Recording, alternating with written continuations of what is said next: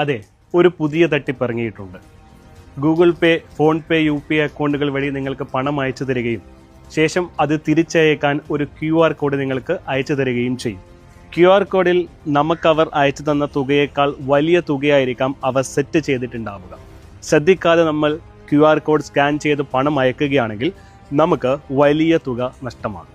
ഇത്തരത്തിൽ അപരിചിതർ പണം മാറി അയച്ചു എന്ന് പറഞ്ഞ് നിങ്ങളെ ബന്ധപ്പെട്ടാൽ ഒരു കാരണവശാലും പണം അവർക്ക് തിരിച്ചയക്കാൻ ശ്രമിക്കരുത്.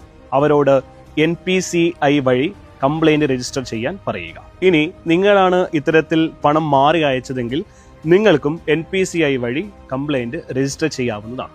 ഇതിനായി NPCI എന്ന വെബ്സൈറ്റിൽ കയറി കൺസ്യൂമർ എന്ന ഓപ്ഷനിലെ UPI കംപ്ലൈൻറ്റ് ക്ലിക്ക് ചെയ്യുക. ശേഷം കംപ്ലൈൻറ്റിലെ ട്രാൻസാക്ഷൻ എന്ന ഓപ്ഷനിൽ മുഴുവൻ വിവരങ്ങളും നൽകി സബ്മിറ്റ് ചെയ്യുക.